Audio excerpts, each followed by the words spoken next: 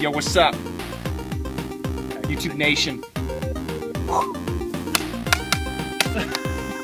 Oh, we messed up. That's okay though. Because we'll just start over, you know? Some sort of... Oh, yeah.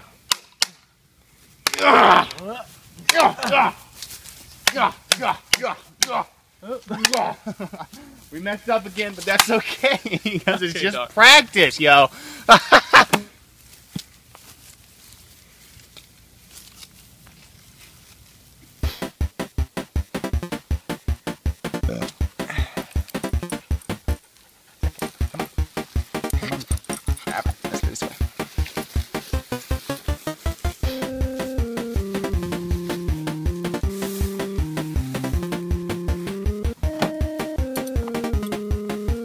What is your name, Sith? Darth Malachi. Darth Malachi, huh? Darth Malachi. Darth Malachi, tell us a story of your descent to the dark side. During my early years as a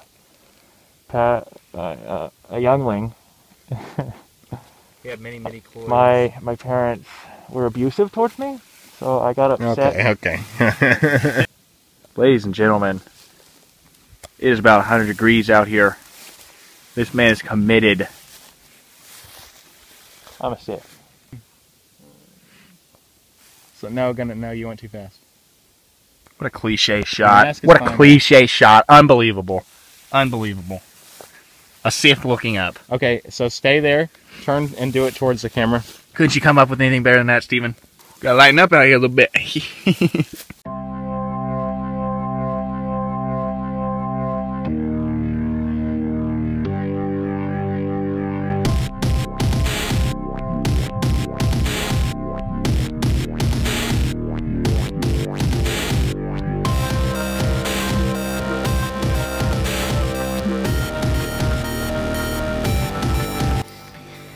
It's 95 degrees with 40% humidity. It's really hot. I don't know why I do this. I don't know why y'all do this. I just hope you are grateful.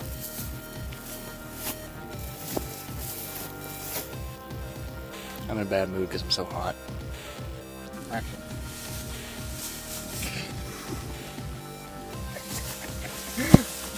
Sorry. This is going in the behind the scenes, by the way. I can do this. I took a class. Okay, here's what are you? Blue belt, right?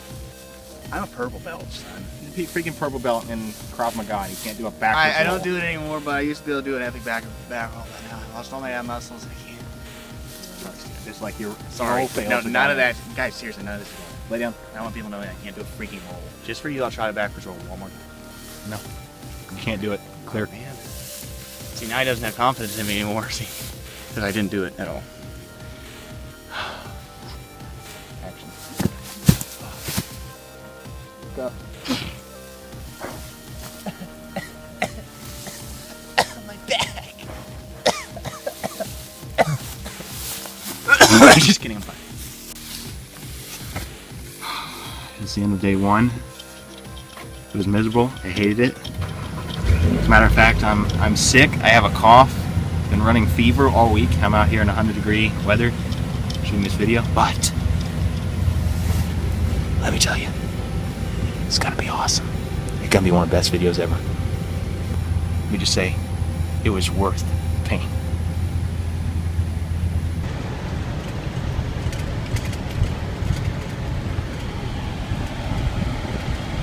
Whoa. Yeah, my face. Do I look like I'm in the mood to talk right now? Okay, I'm just kidding. Hi, guys. Just finished shooting our Star Wars Epic Force Duel, which is what I'm tentatively calling it right now. I have no idea what it is out here. It's like 100% humidity, 95 degrees, and I'm sick, so I apologize for my lackadaisical attitude. We're just finishing up, getting all cleaned up on the gear away. I think it's going to be good. It took us 2 days to shoot it. Got some good moves, some pretty sick force powers, I think, so we'll see how it turns out once I get it back to the editing phase. But I don't know, maybe we'll pick this up during some posts and see what we can get there when I'm feeling better. So these are the lightsabers that we used for our Star Wars video. We got these from ultrasabers.com, and I'm very happy with the quality of sabers we got. The hilt is a metal. I'm not sure what kind, but it's very solid. It houses a battery pack. This actually, hold on one sec, actually turns on if you needed to. We originally got these because we were going to shoot the film at night, and we wanted to have some natural glow. That didn't work out, but still cool. This is a blue saber, turns on and off. The important thing for us when we got these was that they needed to be strong enough to duel with, and the blade is extremely thick, and it stands up very well to full speed, full force dueling for movies, and I think it looks pretty cool as well. So that is the blue Jedi saber right there, and then go get the other one. We have here the black dark side Sith saber. You can see it's the same model, pretty much more or less, as the Jedi saber, just black hilt. Again, very high quality as far as the blade is concerned. So if you're looking for lightsabers for dueling purposes, I would definitely recommend checking out ultrasabers.com, because these definitely fit the bill for that. So this is the Sith mask that we used for the video. We jokingly referred to him as Darth Malachi. I have no idea why. Perhaps he looks kind of like a cross between Darth Malak from Knights of the Old Republic and Darth Malgus from Star Wars The Old Republic. Little nerd fact for you guys there. Anyway, this is a latex mask, I believe. I got this on eBay, I don't know, like 5 years ago, and it's been sitting in my prop box since then, waiting for the right project to come along, and this is what it was. Originally, there was no paint on it. You can actually see where the paint is starting to come off from the heat and the intensity of the physicality of the film. Paint started to come off anyway. Yeah, I painted this. It's regular acrylic paint, and the base layer has some liquid latex mixed in, but any mask makers, prop makers out there, don't be too hard on me. It was my first time. But anyway, this is the mask that we use for the film, and typically you would apply it with liquid latex or spirit gum, I would assume, but because of the nature of the film, we really didn't have time for that. So what I did was I took a blank plastic male mask, glued the inside, so that way we could just slip it on and off, which is a good thing anyway, because it was so hot. It was so hot that that was a good thing, because we needed to be able to take this on and off. So spirit gum or liquid latex would not have been the best thing for that. But yes, that is a mask for Darth Malachi, so-called. I think it looks pretty cool. Okay, welcome back to audio recording with Stephen, Drew, and Will. We're doing some audio recording. I just broke my gas mask. Burps.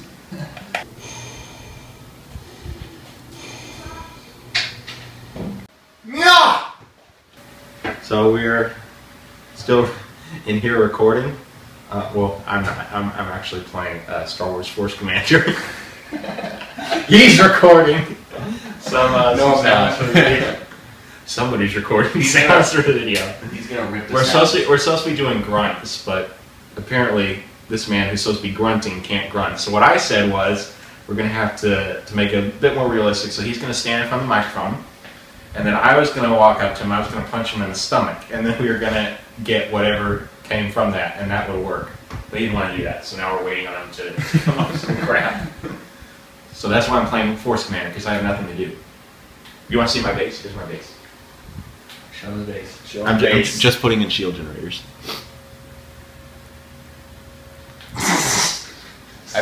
epic castle clash myself. I don't play Star Wars.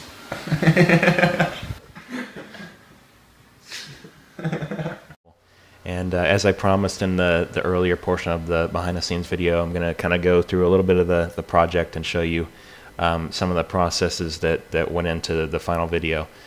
So here we are in my my project file, and I'm not going to talk about the lightsabers too much because there's already plenty of tutorials on YouTube and such about how to do those. So if you would like to know how to make lightsabers or don't know already, just do a search on YouTube. Hundreds of tutorials will come up. So mostly I'm just going to talk about a few techniques or tricks that I use to move through the process and speed it up. So here we have one of the shots, and one of the things I did, because I knew that I was going to have a ton of roto work to do and a ton of effects to do. As a matter of fact, I think there were like plus or minus 5,000 frames to roto for one lightsaber, so it was a long, tedious, and painful process. And yes, you have to go frame by frame throughout the whole project and manually animate the glow to be on top of the original prop lightsaber. So anyway, what I did first to speed up the process is I got my Final Cut all locked in, and I went ahead and color graded it. I did all my color correction, color grading, and rendered that out without any of the effects, just the final edit with the color correction. And then I brought that into After Effects, and I did all my effects on top of that. And the reason was I didn't want the color grade of the footage to mess with any of the coloring of the effects, because the lightsabers need to stay pretty much a standard hue of green and red, and when you start doing color grade on top of that, it starts to get a little bit wonky. There are ways around that, but for me, this was the quickest and easiest way to go about that, was to render out the footage with the color grade and then put it back in. Now, on that, one of the things I did with the lightsabers is once I had done a shot or a portion sequence of the film, I went ahead and put that into a sub pre-composition so that I could easily find that shot and make changes to it if something was wrong later on. So for example, we have one of the compositions for the lightsaber. I'm not sure what shot this goes with, but this is one of the sub pre-compositions, and all the lightsaber effects are in this, and then that pre-comp is simply screened back over the original footage. So it's a very simple, very easy way to organize the project if you have a ton of lightsabers to do. So and you can see here on the left just how many lightsaber sub-compositions there are. These are all the greens from beginning to end, and then down here we have all the reds from beginning to end, so quite a few. And then once I had done like a whole, I don't know, like a minute and a half sequence, even the pre-comps would start to get a little bit messy because there were so many of them, so I would then put them into a pre-composition and label them, like for example here's Sabers 1, Sabers 2, and Sabers 3. So 3 sub-compositions of sabers for the whole project that I could then go into and make changes if I see something that I did not in fact like. And one of the good things about doing it this way is about halfway through the process of doing the effects, I decided that I did not like the color grade. This is actually not the original color grade. The original color grade had a more reddish hue, and I decided I didn't like the way it looked because just wasn't exposing right for the final video. I wanted to try and keep as much dynamic range as I could, so the clouds were exposed, the lightsabers were exposed, everything was exposed correctly, and with the other color grade it just wasn't working quite as well. So I went back and I re-color graded it, re-rendered it out, and then because all the effects are in pre-compositions, I could then just easily sub in the new color graded footage using the replace footage feature, and it then did that throughout the entire project, so you can easily make changes at any stage of the process. So it was a very, very easy way to do that. One other trick that I did, I'm not sure where I can find it, but A lot of the times, if you're not shooting in RAW, it's hard to keep everything exposed when you're shooting in full daylight. Now the camera that I use, the FS700, it has pretty decent dynamic range just with the 8-bit RGB that it shoots in. Obviously that's not anywhere near the raw footage that you might get out of a Red, but you can push the footage pretty far if you know how to work with it.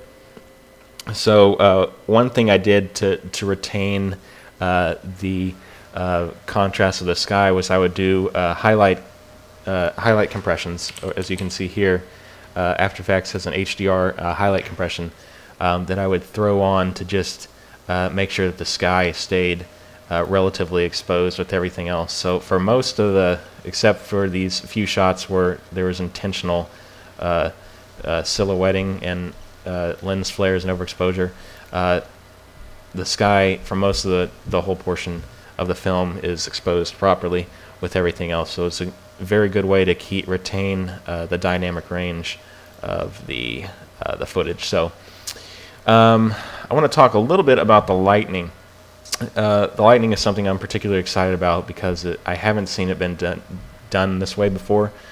Most people, when they're doing the lightsaber films or Star Wars films, they'll use just the basic advanced lighting filter in After Effects, and it usually comes out looking amateur and cheesy because it's been done so many times before, and there's not enough flexibility over the final output. So the lighting in this film is actually completely 3D. It's done in Trapcode Particular, and it's almost entirely procedurally driven, so there's hardly any actual animation that you have to do on it. The only animation, in fact, that I had to do was keyframe the origin of the particles where they begin to the hand of the actor where they were being shot out of. Everything else is procedurally driven. So the way this is broken down here, if I open up another subcomposition and shut off some of these layers, is we have a Trapcode Particular layer, and it's basically a directional stream of particles shot out at a very high velocity, and basically all that is happening here is some major distortion with the turbulence position and the evolution offset, and basically that is all you need to do with some other minor tweaks to get some really cool looking electrical tendrils of lightning. And then from that we'll just duplicate a bunch of layers and adjust the offset and the size of some of the particles, and we get some really cool looking effects here, and that you have a lot more control over than you would have with the advanced lightning filter. And again, one of the bonuses of this is it's completely 3D, so you can get some awesome perspective changes here. So the base lightning layers are in a subcomposition, and we have all the coloring on top of that. So we have an adjustment layer with some color balance and glows, a few lens flares, and some purple and blue solids just to kind of bring out some of the coloring. And then this is all pre-composed again, and then it's screened back on top like you see here. Now, one of the things I also did, because when you screen a really bright effect like this back on your footage, it'll tend to blow out some things, and you'll lose some contrast you might have in areas where you want it. But at the same time, you don't want the effect to look dim. It needs to be vibrant and bright. So one of the things I did to retain the exposure of the rest of the picture was I would put a colored solid, typically purple, on top of everything else, and then I would change the blending mode to soft light and just adjust the opacity a little bit. And what that basically does is it'll reduce or it'll up the contrast and reduce the brightness of everything except the lightning. And it was keyframed to turn on and off as the lightning was. So basically you really can't notice the exposure change, but it keeps everything exposed while making sure that the lightning stays really bright and vibrant. So that's just a good trick that you can maybe keep in mind for when you're doing effects like that. One of the other things I think is really cool that I did, you may not be able to see it on YouTube or in this video because of the resolution. It's very small, but right here, where my mouse cursor is, let me turn up the resolution even more. There are little bitty, minuscule tendrils of electricity everywhere. And the idea with that was it was like showing that the air around like the core lightning beams was supercharged, and there was just electricity everywhere. So I thought that was really cool, a really cool thing to do.